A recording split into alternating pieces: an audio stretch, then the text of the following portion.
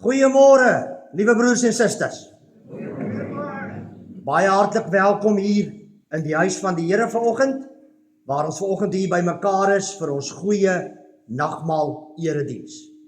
'n Besondere woord van welkom aan julle wat as gaste, as familie en vriende vandag hier kuier en ook by ons aansluit in hierdie nagmaal erediens. Julle is net so welkom.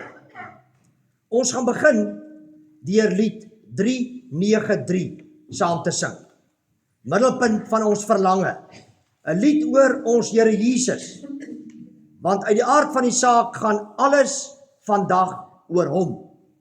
Om die waarheid te sê, hierdie hele naweek gaan alles oor hom. Maar nie net hierdie naweek nie. Hierdie naweek moet ons so beïnvloed. Moet ons so inspireer.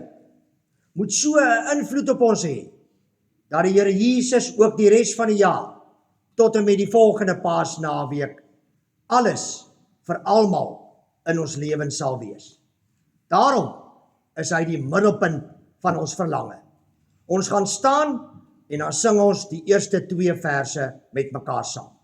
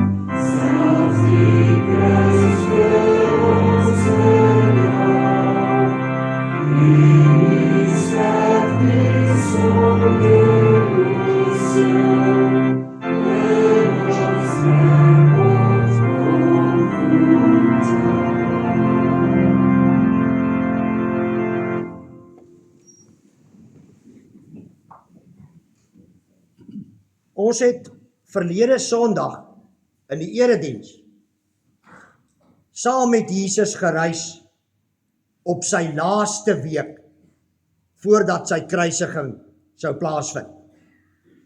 Dit staan algemeen bekend as die groot lydensweek. En julle sal onthou, ons het Maandag, Dinsdag en Woensdag Sondag saam met hom gereis. Tot en met Donderdag aand. Donderdag aand was ons nog saam met hom en sy disippels in die bovertrek waar hulle by mekaar was.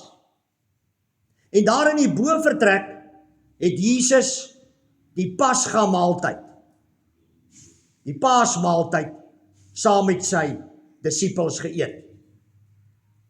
Tydens daardie Paasmaaltyd het Jesus op 'n stadium brood geneem en hy het dit gebreek, nadat hy die tafelgebed gedoen het, en hy het gesê, dit is my liggaam, wat vir julle gegee word, gebruik dit tot my gedagtenis.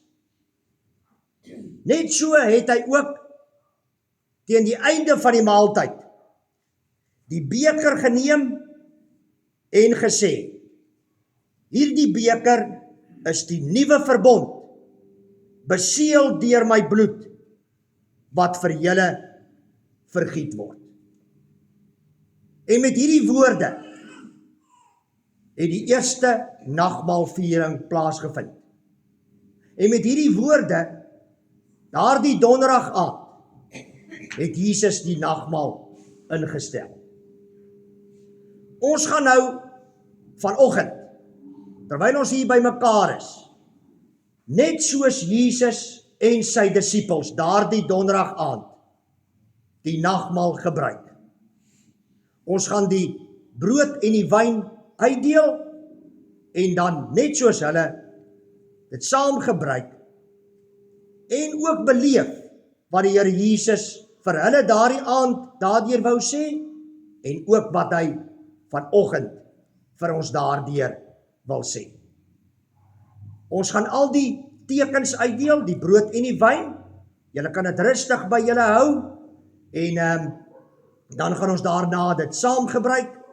As jy vanoggend 'n gas hier is en jy die vrymoedigheid om in jou eie kerk of gemeente nagmaal te gebruik, dan is jy baie welkom om dit ook saam met ons vanoggend te doen. Kom ons begin deur die tekens uit te deel.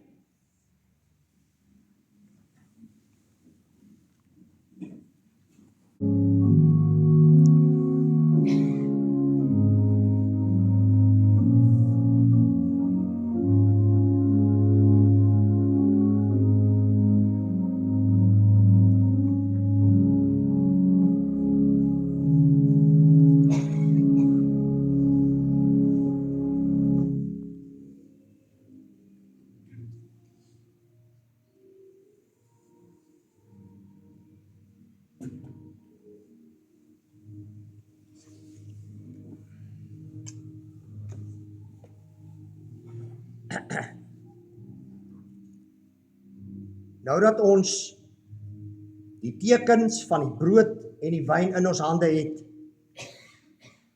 nou kan ons gedagtes 'n bietjie laat teruggaan na daardie eerste donderdag aand. Kom ek wys vir julle 'n voorstelling hoe dit moontlik daar gelyk het. 'n Mens moet jou amper voorstel dat jy een van die disippels was by daardie eerste nagmaalviering. En jy het saam met Jesus die Pasga maaltyd soos altyd genuttig. Dit was 'n standaard ete, elke jaar daardie tyd. Maar skielik het Jesus die orde verander. Skielik het Jesus die inhoud verander. En toe hy die brood neem en uitdeel, toe sê hy, dit is my liggaam. En toe hy die beker met die wyn neem en dit uitdeel, toe sê hy, dit is my bloed. Miskien het die disippels rondom daardie tafel op daardie oomblik nog steeds nie presies verstaan wat hy eintlik nou sê nie, wat hy bedoel nie.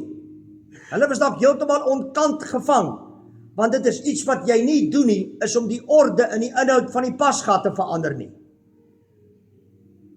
Maar 'n dag of 2 later sou hulle presies verstaan wat Jesus daarmee bedoel het. Dit is my liggaam en dit is my bloed. Liewe Here Jesus,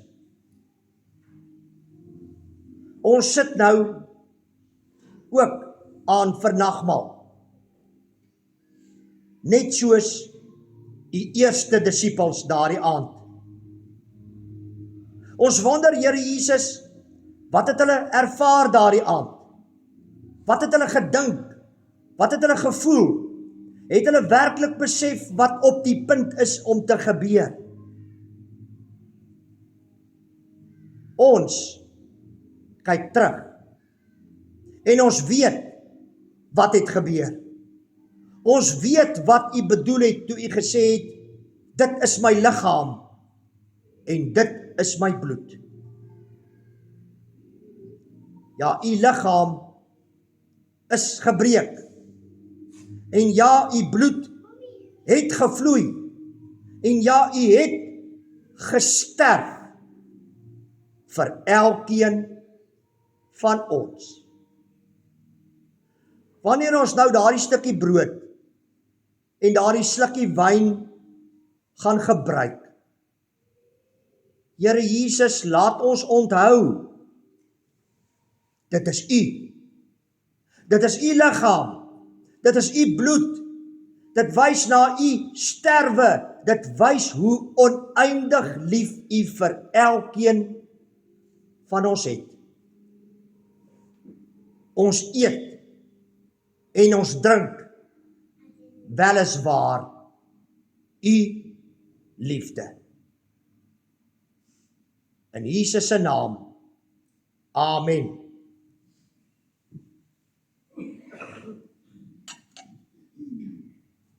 Die brood wat ons breek, is die liggaam van ons Here Jesus Christus.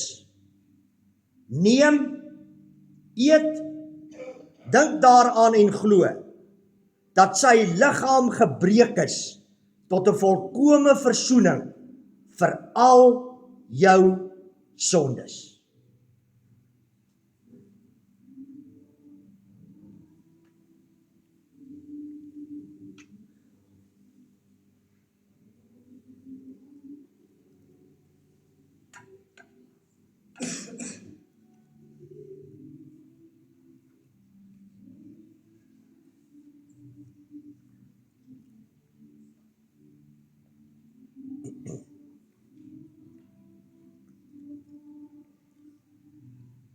Die beker van danksegging is die gemeenskap met die bloed van ons Here Jesus Christus. Neem dit, drink dit en dink daaraan dat sy kosbare bloed gevloei het tot 'n volkome versoening vir al jou sondes.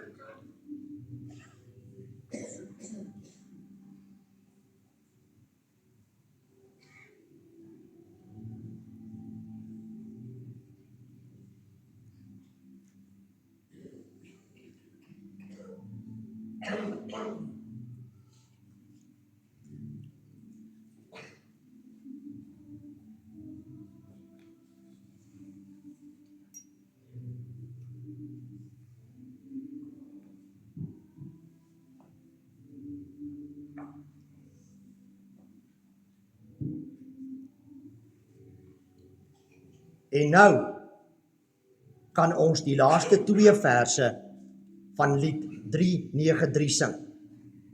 Ons gaan dit hierdie keer sittende doen. En wanneer ons nou hierdie verse gaan sing, dan besef ons ook hierdie woorde wat so mooi vir ons daar gestel word. Wat hierdie nagmaal regtig beteken. Wat Jesus se kruisiging en sterwe werklik beteken. En wat die implikasies daarvan vir ons is. Ons gaan dit nou sing in die woorde van hierdie lied.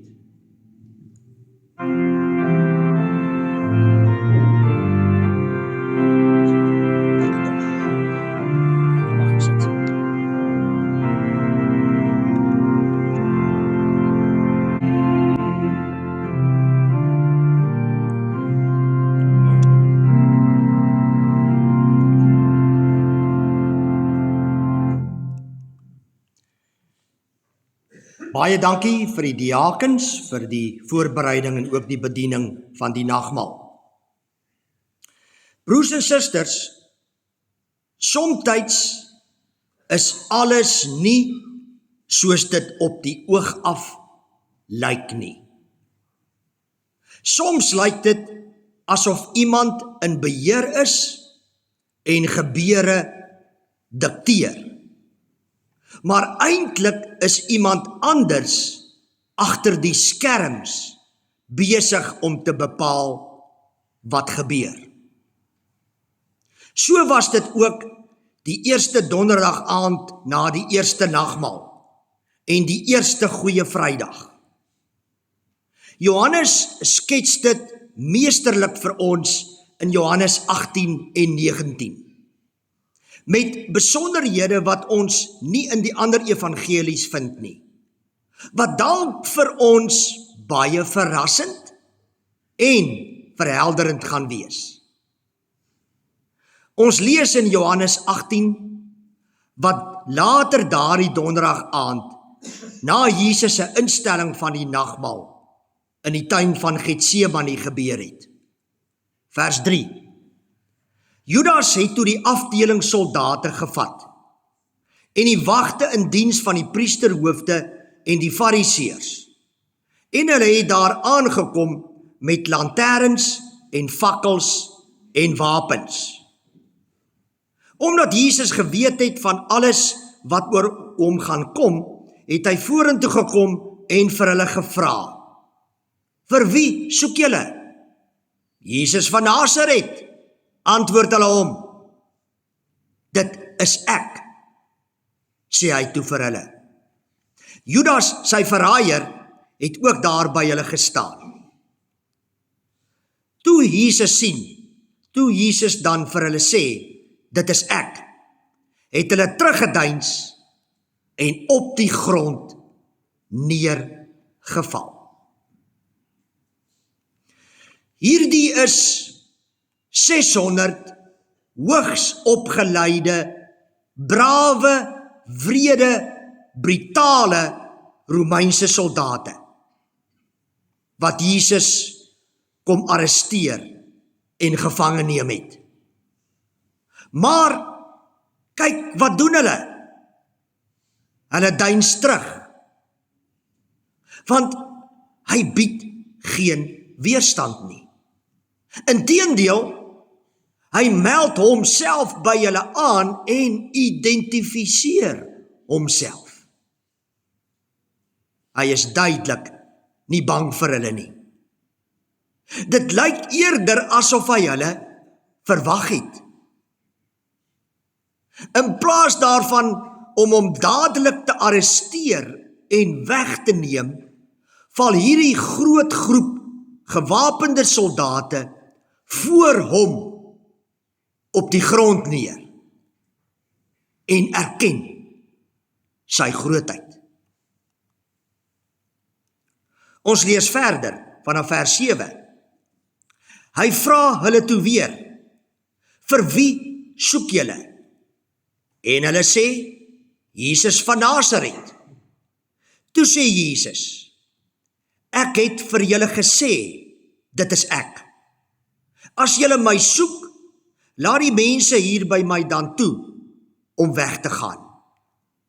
So sou vervul word wat hy voorheen gesê het: "Van die wat u my gegee het, het ek niemand verlore laat gaan nie."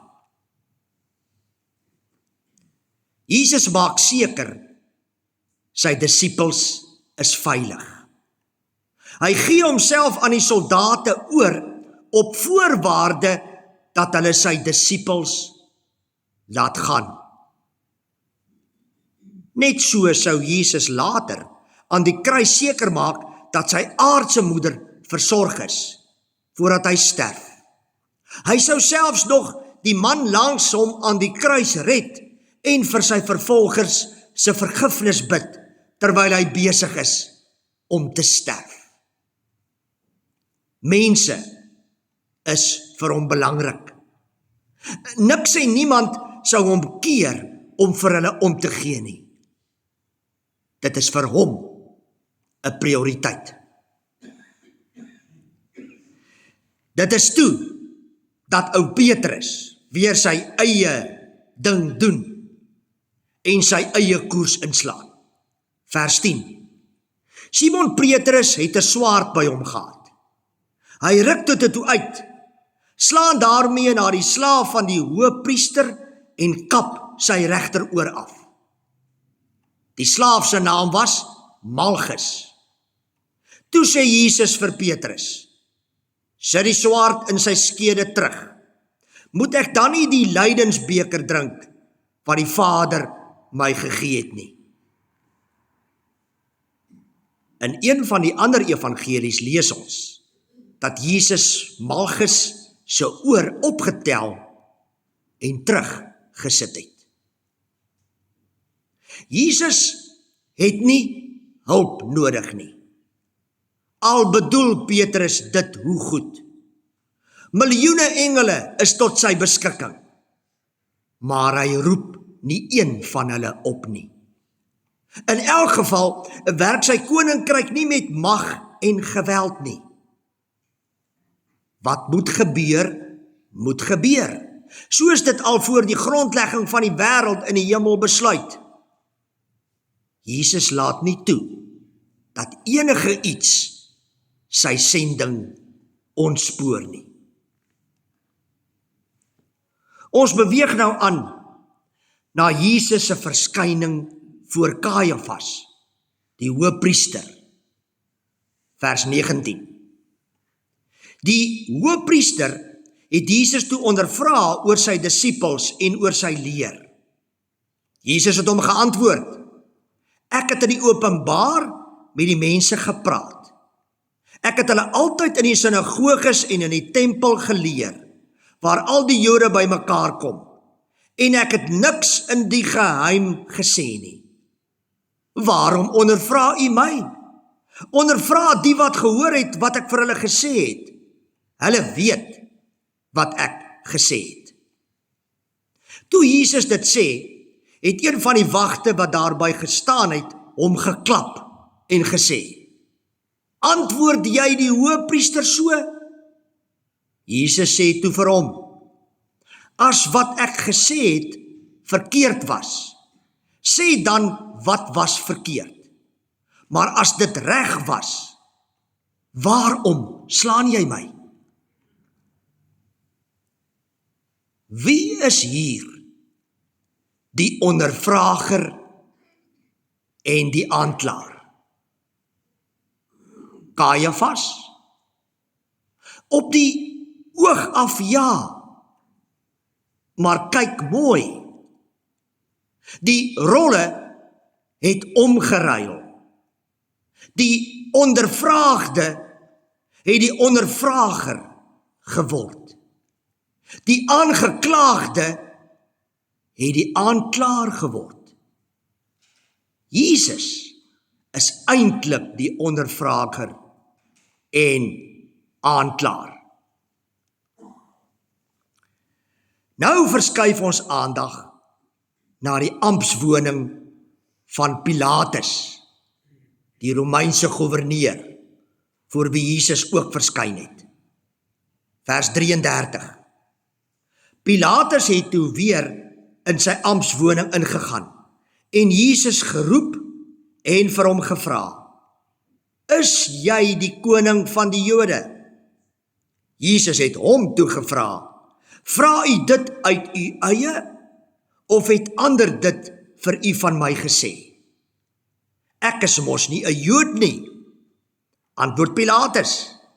Dit is jou volk en jou priesterhoofde wat jou aan my uitgelewer het. Wat het jy gedoen? My koninkryk is nie van hierdie wêreld nie, antwoord Jesus.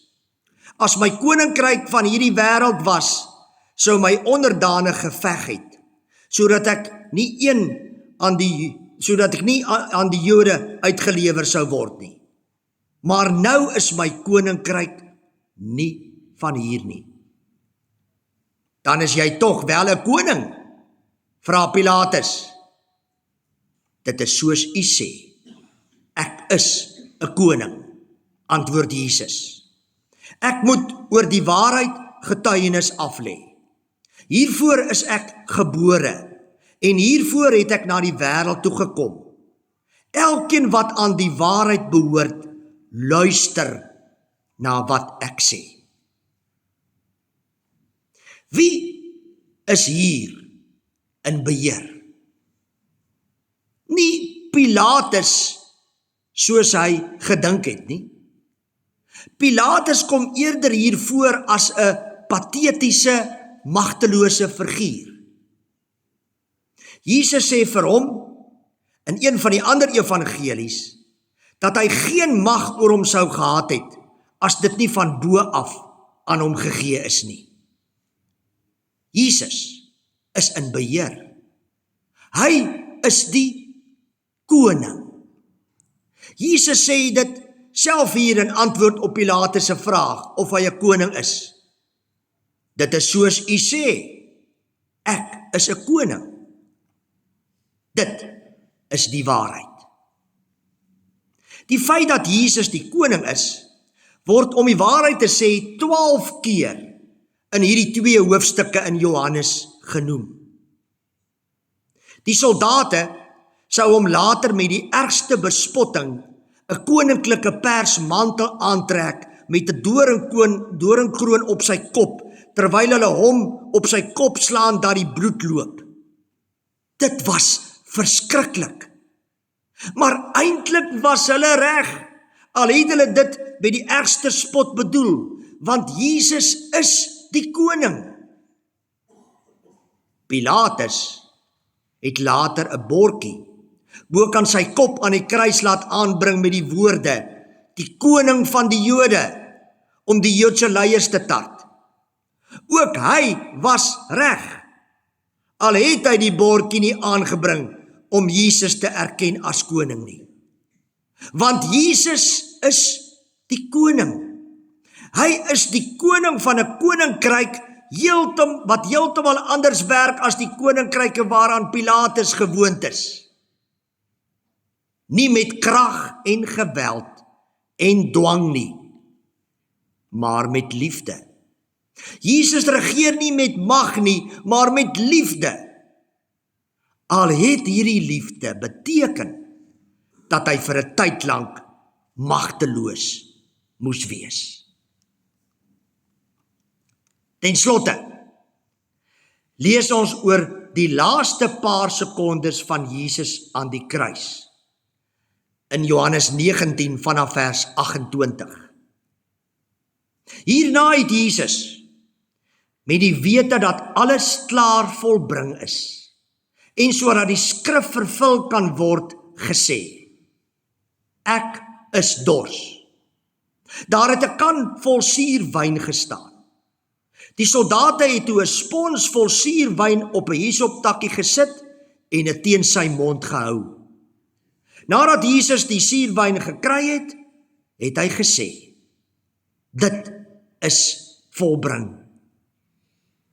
Toe het hy sy kop vooroor laat sak en die laaste asem uitgeblaas. Jesus sterf nie met 'n benoude uitroep na 'n nederlaag of van 'n verloorder nie, maar met die woorde, dit is volbring. Alles wat hy moes doen en wou doen, het hy gedoen. Hy kan nou sterf en sodoende sy taak heeltemal afhandel.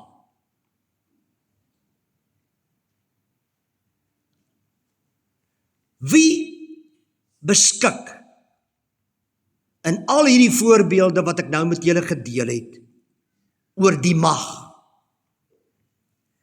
Wie se mag en gesag is finaal en deurslaggewend?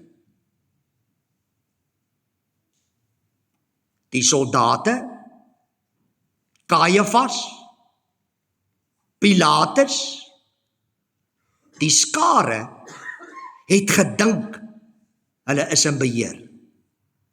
Maar hulle was nie. Jesus was die hele tyd in beheer. Hy is die koning. Hy het alles wat met hom gebeur het, haarfyn tot in die fynste besonderhede beplan en laat uitwerk en self uitgevoer. Hy het sy eie dood beplan. Niemand het hom geforseer om dit te doen nie. Hy het dit vrywillig gedoen. So lief is hy vir jou en my, vir elkeen van ons, ook vir jou. Sy kroon was die kruis. Sy troonbestuiging was hy vasspyker aan die kruis en die oplig en instamp van die kruis in die grond met hom daaraan. Sy grootste dekreet was sy sterwe. Sy verering was sy begrafnis. Die koning van die konings, ons koning, het gesterf. Vir ons, vir jou, vir my. Amen.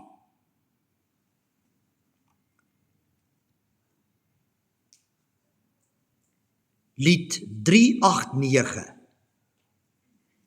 verwoord ietsie van wat hier gebeur het. Kom ons staan en dan sluit ons af met lied 389.